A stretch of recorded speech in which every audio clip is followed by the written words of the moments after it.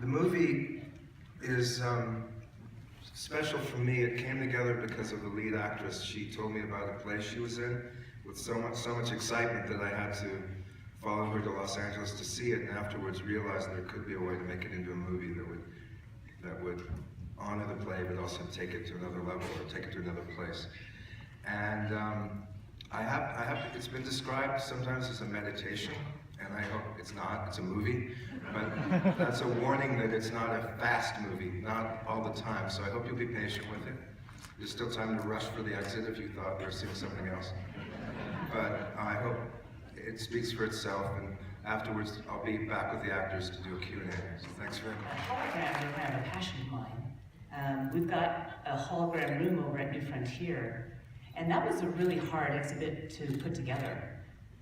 New Frontier is the future of storytelling, and here you've got a whole film about holograms. So I'm very curious to know, as such a technologically prescient film, how did you come across this narrative and that element, these technological elements of the film? Well, you know, this is conspicuously based on a play. I hope it's not too obvious, but it comes from someone else's work, Jordan Harrison, and the play was remarkable enough to be shortlisted for a Pulitzer Prize. So it was a lot of the ideas in the movie are from the play, and he should be given due credit. I wish he could be here. He's been busy with, Jordan Harrison. He's been busy with a show called Orange is the New Black. You may have heard of that. But Lois originated the production and then did the movie, and then went into a New York stage production right after that. So she's been Marjorie and Marjorie Prime 3 times. So.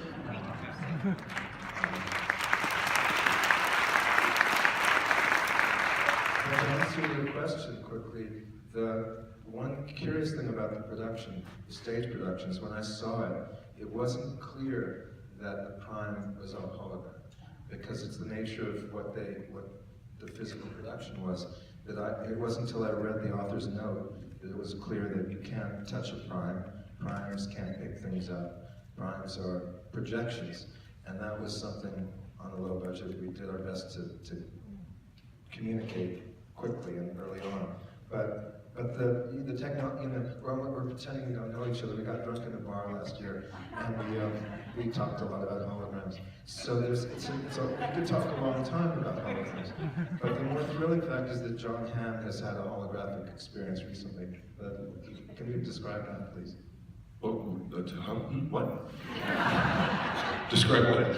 You got to actually, Yes, the part of the sort of tale of all of this journey was that for the promotion of it, I was actually turned into a hologram, which the technology is as such, it takes about 30 minutes. And you go into a big green room with cameras all over it, and you just stand there, and they go, okay. And you're like, well, what do you mean? And they go, come here. And you walk over, and you put these goggles on, and you go, there you are. And you go, well, that's terrifying. Because it looks exactly like you, and you can walk around it, and it's standing right there, and it's really, really weird. We had it last night at the wrap party, and I chose not to participate. And they can also shrink me down and put me in my pocket. It was really weird. And it's just, Geena held me in her hand. It was very odd. So that technology is coming, You didn't have any dialogue. No dialogue, thank you. I mean, how do you play the hologram?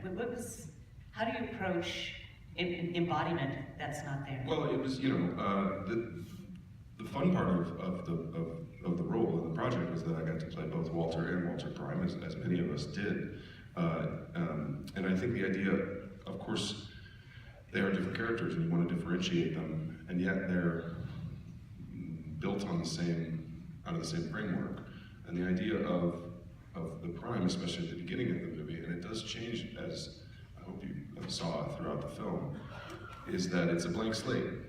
And it's being fed memories, and it's being fed recollections and stories and information, but all of those have, by necessity, the perspective of the person telling them.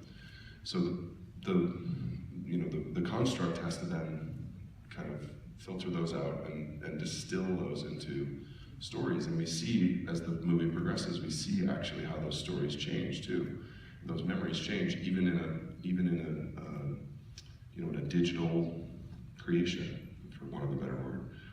So it was really exciting actually to get to do it. And when I first walked out, I was gonna do all my lines and be like, "Yeah, I'm a robot, beep, bork, boop," just to terrify Michael. But I didn't. Sanity prevailed. Were there signs that test was meant to enter life? Were there any indications? Well, I could pass that on to Geena. I don't know. So it's objective. I still couldn't hear, what was it? Okay. Were there any indications that Tess would enter life? The test was gonna, I don't know, you mean, in the film? Well, I mean, obviously I had that as a subtext, but I don't know that there were moments that, there certainly weren't any moments that telegraphed it, but I felt like it was an undercurrent through the whole thing. I love a little exchange we have. I have with Tim where I'm looking at photos, we're sitting at a table, and he's talking about me remarrying, and I said, "What if I die first?" And he says, "I won't let you." And to me, that's the audience last night couldn't hear that line because they were laughing about something you had just said. But it's a nice little moment, I think, that if you think back. She says, "What if I die first?" And Tim says, "I won't let you." Yeah, that's right. It doesn't always work out that way. It's for Lois. What was magnified between performing this on the stage and coming to film? On the stage, it took place in one room. I spent most of my time all of my time as Marjorie, almost all, in a recliner. Relationships with the other characters were very central to what was going on. More so, there's more dialogue and more relationship in the family in the play. Much of that is reduced in the film. So it was less relationship within the family, I think. But the main things are, you just, a movie is it done differently. You're in these clothes were very different from the ones in the play. For this scene, something else in that scene. You're walking out to the beach today. You're walking into the door tomorrow. It's just a very different way to perform. But in terms of the essentials of Marjorie, I didn't see that they were different, except in the ways I've described. So let's take one from the balcony. Yes. Yep, that's you. Yep. I want to say hi to Geena Davis. But my question is, how did you not cry after every scene? Well, I forgot. I think about the microphone.